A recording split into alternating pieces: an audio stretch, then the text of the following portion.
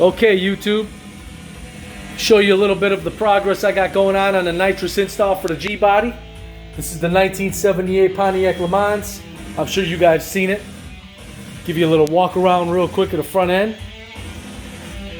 I got the Hot Rod Black Rallies going right there. Give you a little close up on that.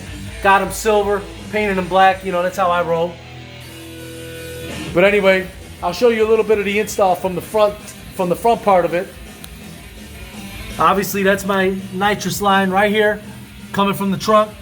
I got it all hidden in this insulation right here, trying to keep it real low key, you know. There's my nitrous purge solenoid right here. There's my nitrous line. I drill a hole right through this little metal plate here, and there it is going right through the windshield. So that works out great. Just a little tip, if you guys have got street cars, put a little plastic cap on it. You know, I got that right off the distributor, on an old distributor, so that's what I use so I don't get no debris in there. Just past the actual purge solenoid, I got my actual nitrous solenoid that feeds the plate that goes underneath the carb. Nitrous Express, you know how we roll, Nitrous Express. Here's my fuel solenoid that I got right in front of the carb.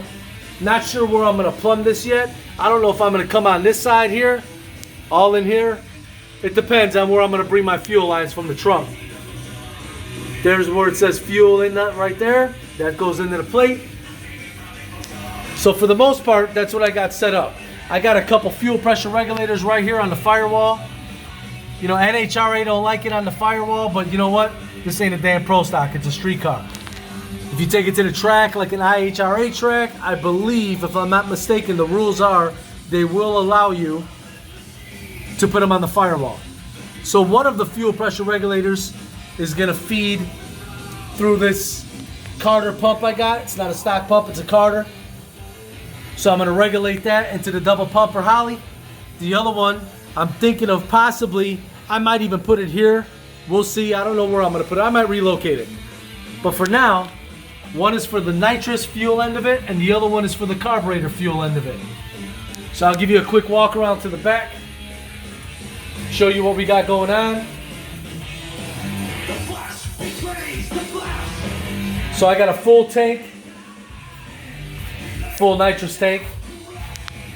It's already set up. Now if you see right here, I got a hole through the floor.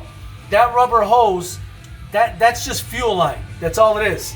The reason I put the fuel line hoses in there is so I don't chafe the actual nitrous line going through that metal, because that metal can be sharp. There's some burrs. I don't want to cut the line or put any damage on it. Obviously, you know, you don't want to do that. There's my nitrous tank gauge. But here's my actual fuel cell.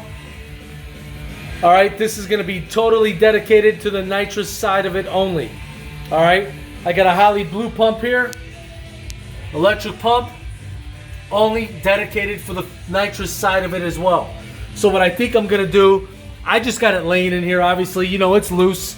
You know, I'm pretty sure this is where the cell is gonna be, right in the center. Actually, for the weight, yeah, it's got a spare tire. I mean, it's a street car. Spare tire comes out if I take it to the track. But the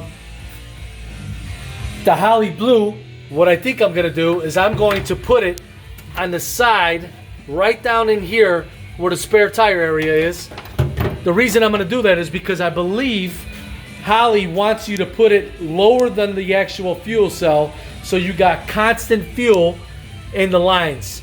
If you have it kind of like level, I believe that they're trying to say that, you know, you need the fuel coming out of here to constantly flow down.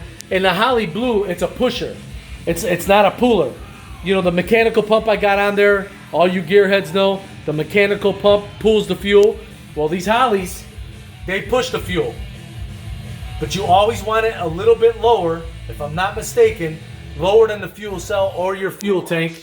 If you're running a sump on the bottom or whatever, that way you're constantly got fuel in that line, and you're pushing it straight to the front to the regulator to the solenoid. So that's how I'm gonna do it. That's how I'm gonna set it up. I'll give you a video pretty soon of the progress on that. And yeah, that's pretty much it, you know. Another thing is my YouTube channel. Just recently, within the last week, I hit 1,000 subscribers. I want to thank everybody that subscribed to my channel. Thank you so much for all the views. Thank you for tuning in. It means a lot for all the support. You know, it's not about, you know, everybody says, oh, you're going to make a lot of money on YouTube. It ain't even about that. I love doing it. You know, I'm just passionate about it, you know. If I paint cars, I like to put the footage up on YouTube. I put it up on my Instagram channel. And again, you know, on Instagram, if you guys want to follow me, I'd appreciate it. SprayM_88, SPRAYM as in Mary _88. Follow me. You know, I put a lot of stuff up there. A lot of race footage when I go to the local track up here. And that's pretty much about it. So that's where we're at right now with the G-body. There's a couple other updates that I've done to the inside. Trans brake switches, line lock switches. But we'll do that on a completely different video. But that's pretty much about it. Don't forget these. You got to have these. Always. Always got to have one of them when you're doing these videos, when you're doing any work in the garage. You fellas know how it all goes down. So anyway, I want to thank you guys for tuning in.